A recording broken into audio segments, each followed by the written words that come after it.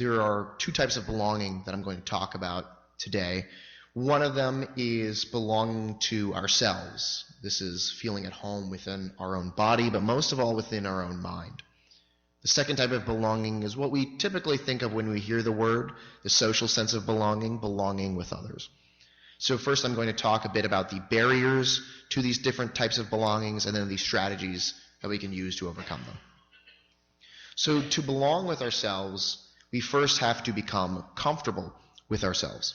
Well, how do we become comfortable with ourselves? We have to know ourselves.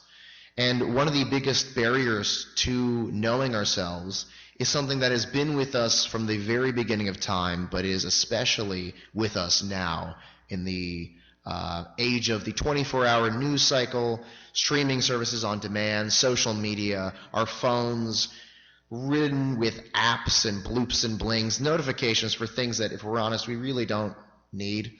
This is the impulse to constant distraction. In many ways, we are constantly distracted. When we are, let's say, mentally suffering, we're distracted because we're trying to escape from the present moment. But even when we're having a good time, we can find ourselves distracted too. We can be thinking about what might happen in the future, what has happened in the past. We might be thinking about what could be different in this present moment to make it better. Distracted. And one of the best ways to overcome this constant distraction, to bring ourselves back to the present moment, is something that I've talked about here before, which is mindfulness and mindfulness meditation. Now, mindfulness is not inherently about mantras or affirmations or listening to the sound of waves or whale noises or something like that. It's about being acutely aware of whatever is happening in your mind in the present moment, whatever that is, good, bad, pleasant, unpleasant, neutral. I was reading this one book a little while ago called Dopamine Nation by the psychologist Dr. Anna Lemke. And although it's technically a book about addiction, it is also about feeling more comfortable within our own skin. So she's talking to one of her patients who is addicted to her cell phone, to social media. This patient also has anxiety and depression. And Dr. Lemke recommends meditation as a way of becoming more comfortable with herself. So I'm going to quote here directly from the book because it's a great quote. She recommends meditation as a way of becoming familiar with oneself, of letting our experience unfold without trying to control it or run away from it. And then she says, it's pretty exhausting avoiding yourself all of the time. And I love that quote. I mean, how can we become comfortable in our own skin if we're not even aware of who we are? And the patient, echoing what many people have said about meditation before they get into it, and echoing teenagers everywhere, said, yeah, but it's so boring. I don't want to just sit there with my thoughts. And Dr. Lemke says, yes, it can be boring at first, but it can also be terrifying because it forces us to come face to face with questions of meaning and purpose. Boredom is an opportunity for discovery and invention. It creates the space necessary for new thought to form, without which we are endlessly reacting to stimuli around us, rather than allowing ourselves to be within our lived experience. So the first way to become more comfortable with yourself, to belong more fully to yourself, is to become aware of what's going on in your own body and mind through mindfulness. The second technique I'd recommend is contemplation and reflection through writing. I recommend writing as opposed to just thinking because sometimes our thoughts are subject to revision or forgetfulness. I mean, how many times have we said, I don't need to write that down, I'll remember it later, and then, boop, there it goes, gone. Socrates once said, the unexamined life is not worth living, and what he meant by that is, it is a valuable practice to reflect on who we are, what we've done, and why we do it, so we can aim better at the highest possible version of ourselves.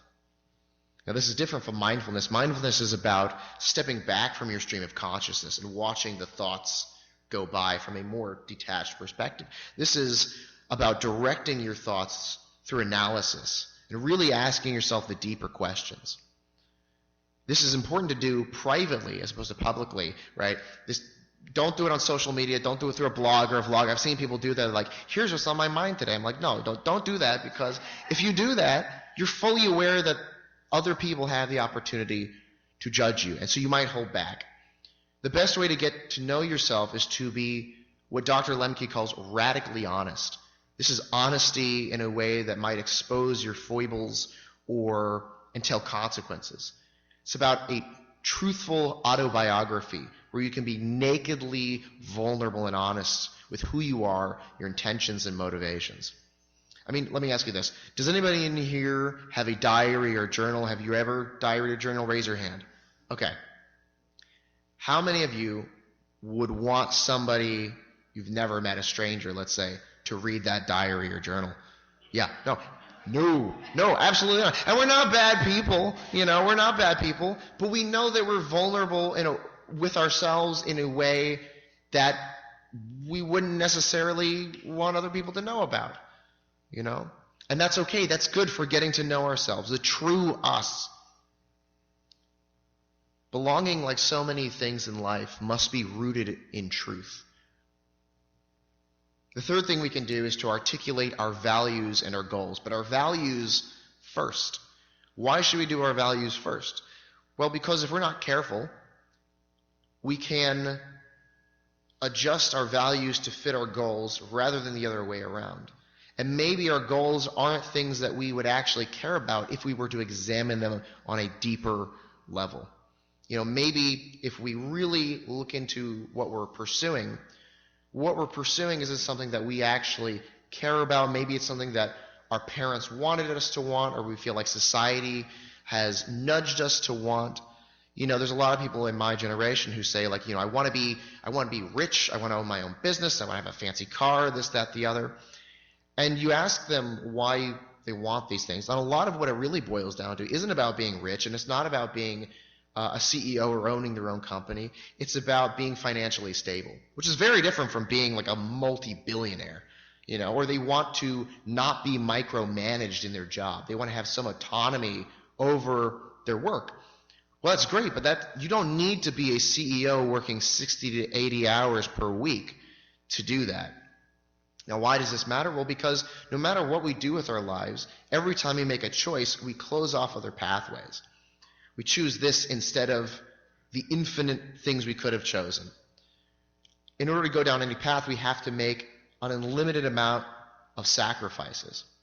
And these might not be sacrifices that we'd be willing to make if we really knew what we wanted to aim at, what our values were. And speaking of belonging to ourselves, this is not just important because when we articulate our values as clearly and precisely as possible, we can then aim at the highest version of ourselves, but also because there are times when, I'll use myself as an example, when I'm feeling lonely in a crowd, or I'm feeling lonely in myself, and I ask myself, am I really living my values right now? Am I in a place that allows me to live my values? Or am I pretending to be someone else to fit in? And oftentimes asking that question will start me on the process of belonging more fully to myself again. We should turn toward rather than away from ourselves. Yes, there are distractions everywhere, but through mindfulness meditation, we can become aware of who we are. Through reflection in writing, we can become aware of who we want to be and aim more completely at that. In a way, these three strategies are a self-reinforcing cycle because we can't aim at what we're not aware of, and we can't check if we're living our values if we're also not reflecting critically on our own lives. But of course, this isn't the only form of belonging. The other form of belonging is the social sense of belonging. So, what is the main barrier to social belonging? I would say the biggest barrier is toxic tribalism.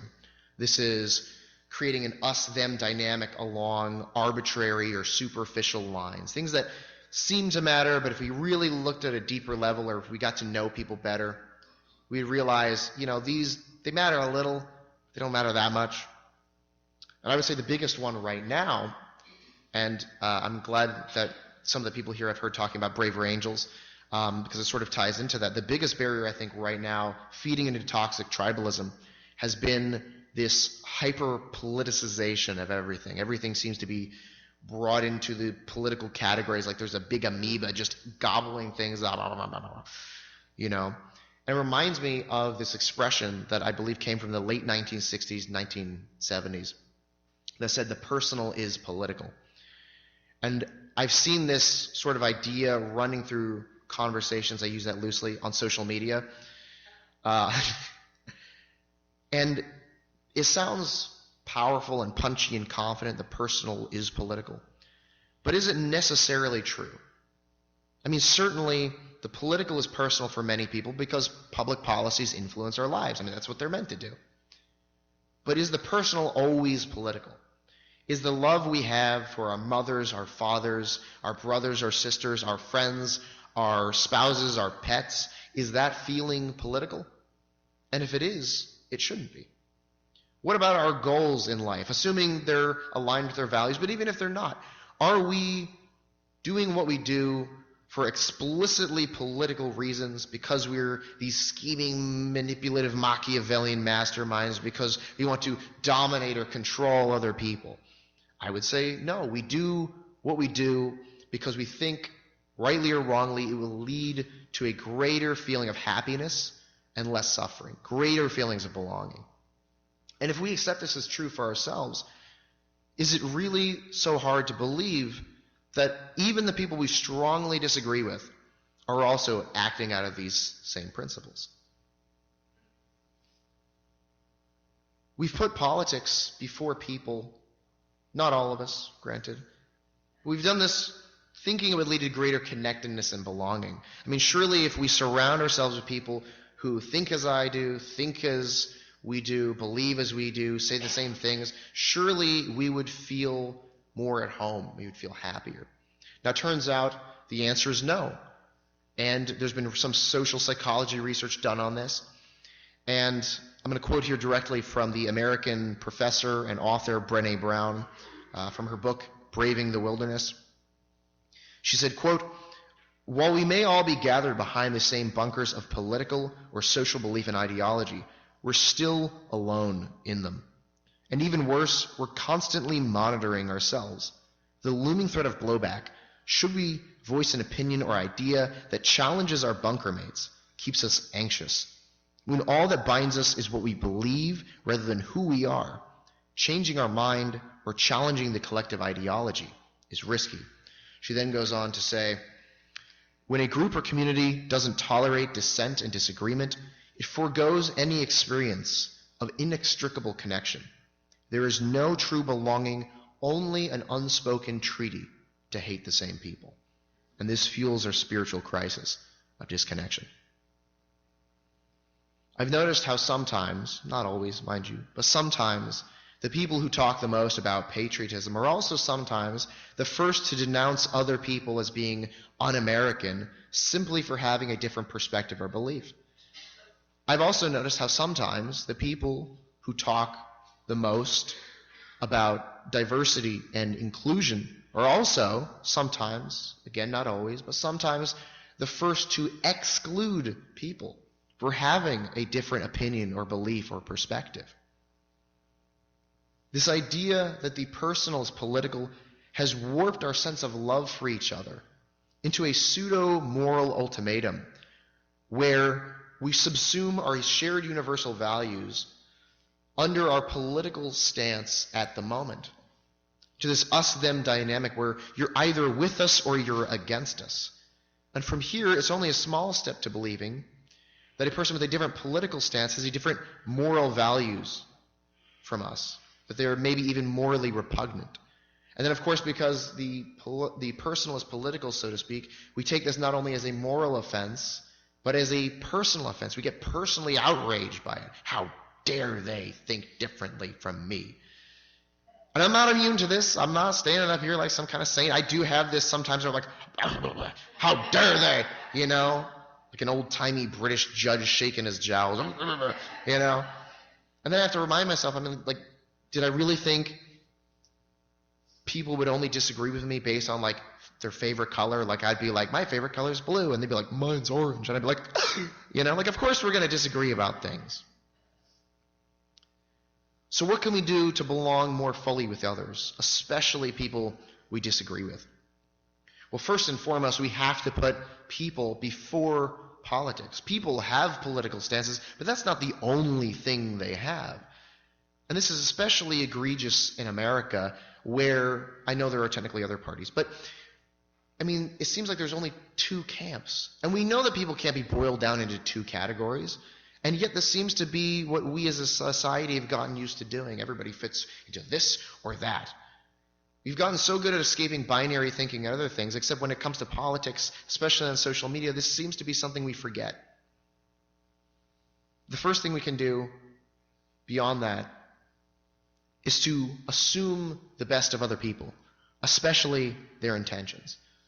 No one is a mind reader. I'm not a mind reader. Y'all aren't a mind reader.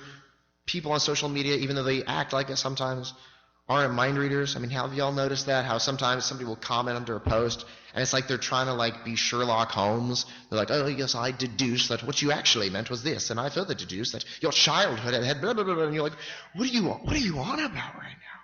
You have no idea. And they're just assuming and assuming and assuming. We have to assume the best of other people. And you know what? Maybe we'll be wrong. But we can always revise our opinions later. It is harder to reverse a critical judgment once it's sunk into our heads than to abstain from making that judgment in the first place. The second thing we can do is to assume that everyone has something valuable to teach us.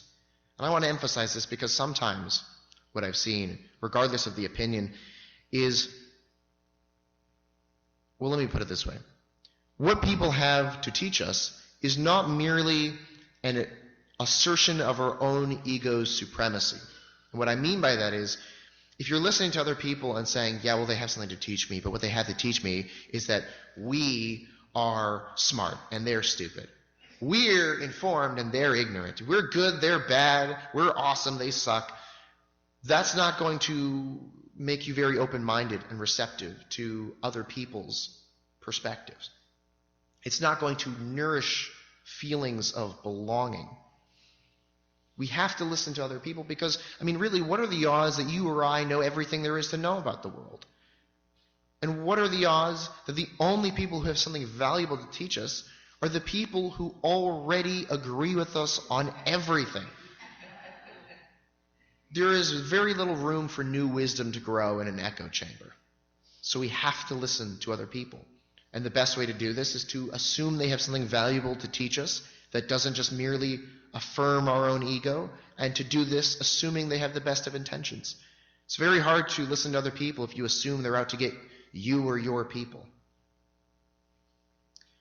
The third thing we can do is to find common values in any disagreement. This is deeper than any superficial surface level values. It goes deeper than the toxic tribalism we've divided ourselves by. Now, going back to Braver Angels, I have seen debates on every issue you would never want to bring up at Thanksgiving or on a first date. I'm talking things like abortion and gun control. People from different sides of the aisle, very opinionated people. And they've gotten along. They have debated these things civilly and left with more respect for each other than maybe when they came in. It is possible to listen to people who strongly disagree with us. That doesn't mean that we don't feel the heat rising in our chests and coming up to our face, right? But we hold it back a little bit. And we say, okay, I'm going to assume the best of you. Let's find some things we agree on. What I like to do is I like to start with the agreement before we get into the issue so that we can revisit them. We can, okay, I know we disagree on this, but remember we do agree on this. You find that first so that essentially the trunk of the tree, before you split out and get to the other branches that diverge from each other, the trunk of the tree is made of your common values, and that binds you together.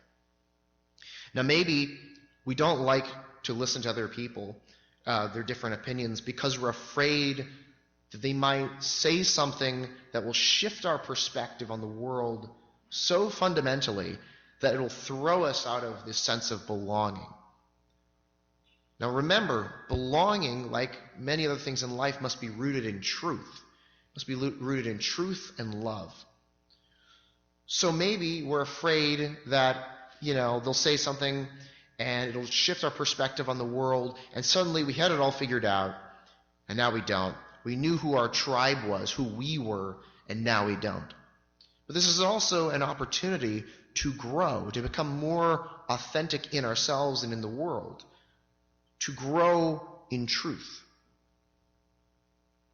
Y'all, we are some of the most complex creatures to have ever graced the earth, platypus notwithstanding. They're kind of weird. But we are incredibly complicated.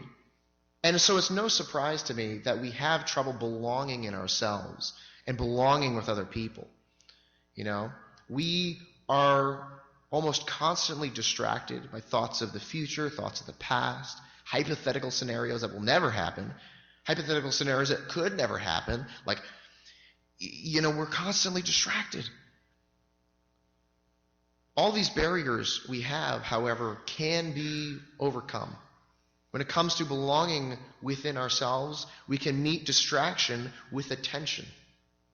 We can meet the routine of going through our lives without reflecting on it with written reflection, to really analyze and study who we are and who we want to be. We can clearly and precisely articulate our values and then our goals to aim at the highest possible version of ourselves. When it comes to belonging with others, we can assume the best of them, especially their intentions, knowing that we can always revise it later. Assume the best of them as you would want to be done to you. We can find points of common agreement before, during, and after going into conversations that may make us upset. And of course, we can assume that everyone has something valuable to teach us that doesn't merely reaffirm our own ego.